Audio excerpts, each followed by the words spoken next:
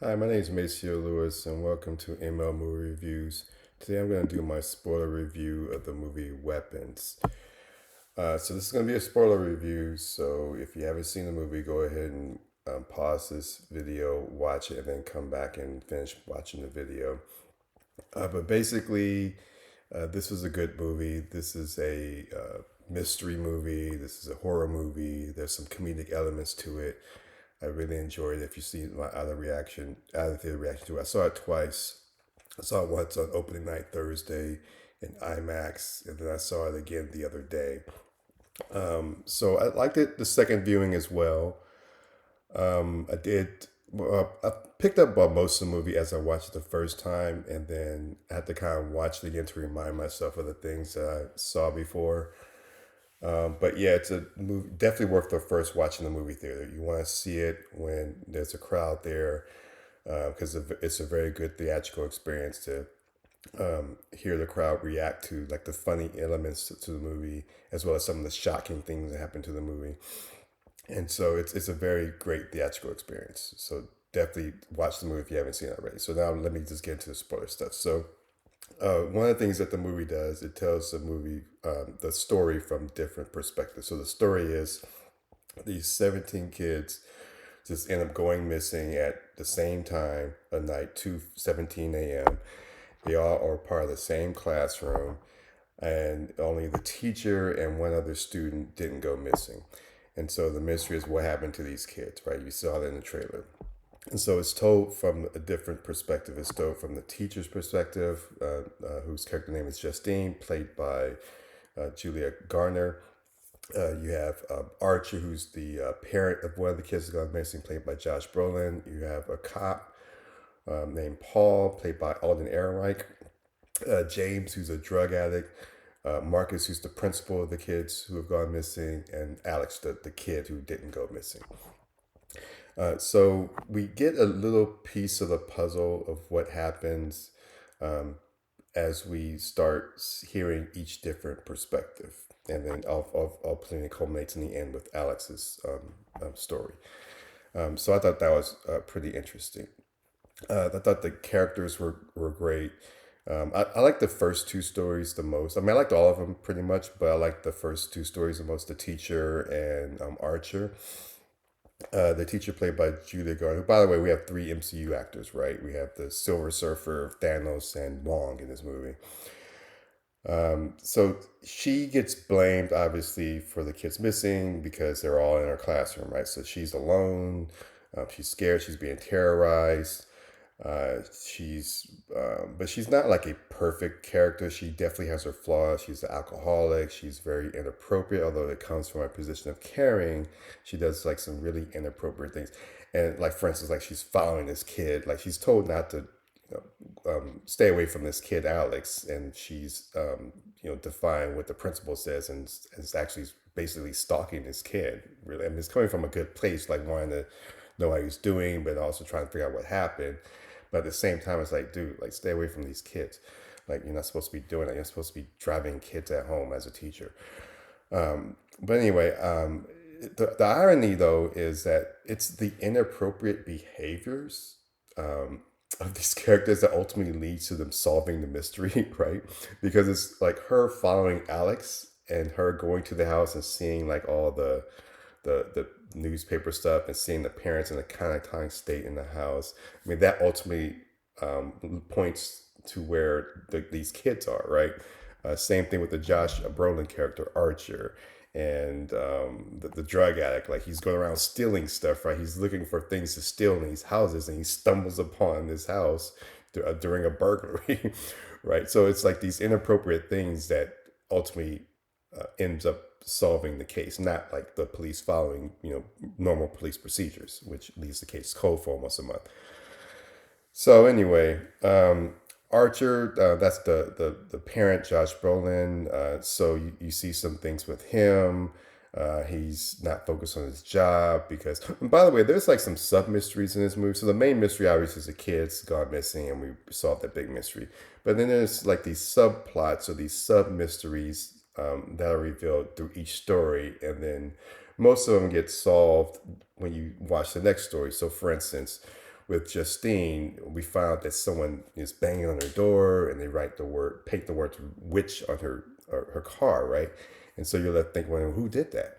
But then the very next story, you see Josh Brolin's character. He submits the wrong paint order during his job, and it turns out to be like this cherry red paint, and he puts it in the back of his truck, and then he later in his story he drives his truck to Julie Garner, or not Julie Garner, Justine's house, and there's a camera shot on the paint, so that tells you, okay, he's the guy who painted the words witch. He's the guy who's banging on the door and terrorizing her during that encounter, right? There's like some other ones too.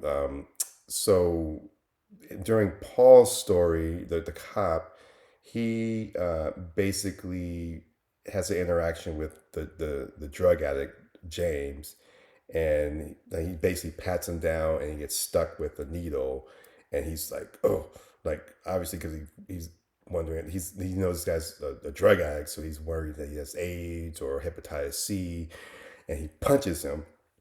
And then, but he's scared that, oh shoot, because this is all called on the body camera, that he's going to get, reprimanded and possibly dismissed or something at one point for violating this guy's civil rights. And so the mystery is, what is this drug addict going to do, right? Is he going to go report this? Because he only has like about a month to report before the video footage goes away. And then when he sees him walking to the police station, he has that reaction and chases after him. So the question is, was he going to the police station to, basically report Paul? But no, that's not what he was there for, because we see in James's story that he was basically there to collect the reward, because he stumbled upon the kids when he sees them during the residential burglary. So there was that mystery, and then, and obviously the main one during Archer's story, it ends with Marcus attacking Justine. And so the question is, well, why is he doing this? What's happening here? And then, of course, we find out what happens during Marcus's story. So I thought it was pretty good. One of the mysteries, though, I still have a question about is, so there's like basically three characters that have a vision of Gladys, the main antagonist of this movie, right? There's Justine. She has a vision of her during her nightmare, where she's in the room, she looks up, and that's one of the things I caught on the second viewing, because I know she saw something at the end of her nightmare that was like in her ceiling, and it was like a quick shot, and I couldn't tell what that was in the first viewing of the movie. But then the second viewing, I recognized Gladys, and so when I saw her, I was like, oh, okay, she's had a vision of Gladys. So there's that. There was Archer. He saw Gladys during his nightmare. When he goes into the house, he sees the weapon with the 217 on it. He goes into the house, sees his son, and then all of a sudden it appears to be Gladys's face. And then James, the drug addict, we see Alice in the forest. When he's like running from the cop, he sees her in that forest area. So I had a question, like, why are these characters having a vision of her? And like a lot of these characters didn't even interact with her either. I mean, one theory I have is maybe because they were all getting close to where the kids were, and maybe this was like some side effect of them being near the house or getting near it. I mean, I to be honest with you, I'm not sure, but I don't think that was actually addressed in any of the stories. But maybe I'm wrong. Maybe you know what it was. So send me a quick comment to point out something I might have missed or what your theory is. But anyway, so I thought the acting was good through this movie. The humor was so funny. Let me get to some of the funny lines. The funniest moment in the movie was when Archer wakes up from his nightmare, and then he was like, "What the fuck?" I mean, that had me rolling the first time. The second time I saw it, and the whole crowd was laughing at that too. When the moment during Archer's story where he's trying to solve this mystery, and he's goes to one of the parents' house. I think it's the actress is Sarah Paxton. She was in Barbarian, and he asked her, hey, can I look at your footage? I want to see it. And then she's like, no, right? But then he's like stalking, like he's sitting outside the house waiting for the husband to come home, played by Justin Long, who was also in Barbarian. And then he ends up inside the house, so there's a camera shot, and then you see the wife just sitting there with her arms crossed, like, you went over my head, you bastard. I thought that part was funny. And a lot of the comedy came from the drug addict. He said something on the phone about him having a phobia, right? Because he didn't want to go to the police station. He has a phobia of being arrested because he's a drug addict. He when he was like looking at the reward, and when he was at the pawn shop, when he was in the house and he sees Willow, he's like, "Oh, Willow, that was funny." And like how he's like checking around like the cars, like trying to see if they're open so he can take stuff. Yes, drugs are a serious issue, obviously, but in this movie, like, this guy was like actually kind of funny. Now, one story that we didn't get that I thought we was gonna get after Alex's story was Gladys's story, and then we didn't get that. We basically ended on Alex's story. But just to summarize her story, there's enough in there where you understand what's going on. Basically, Agnes, she's the aunt of Alex, the older sister of his mother. Who, by the way, the actress who played his mother, she actually appeared at the screening, at the IMAX screening on Thursday at AMC. And I could tell because, like, when her face came on the screen, like, there was a clap in the audience. And then, like, at the end of the movie, like, when her credit shows up, she's, like, all clapping and stuff. And then you kind of see her, like, outside the theater. It's like, oh, okay.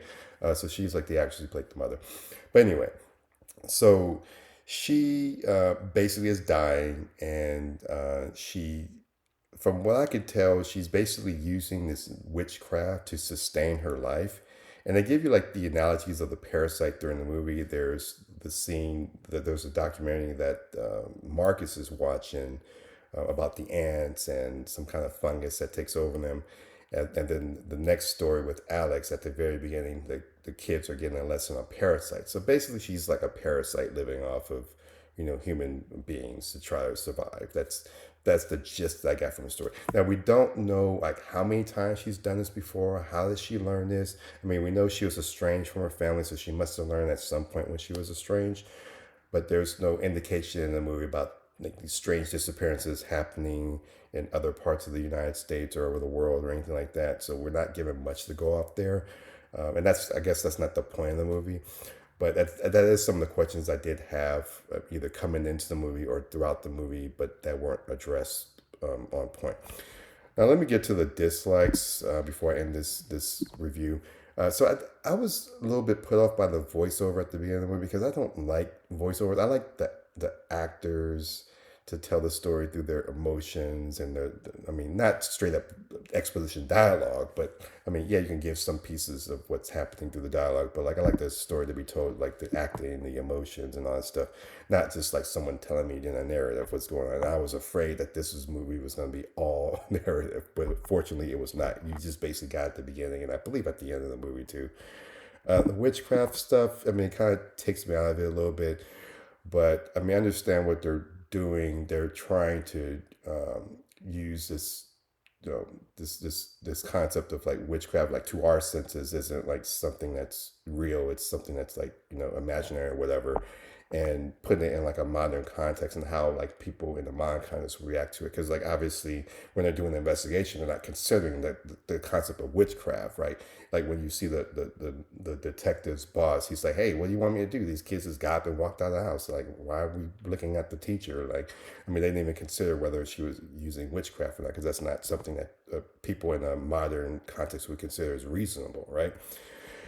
But yeah, I just don't like it. But it was fine, this movie. I just wish there was something else that was behind the whole thing.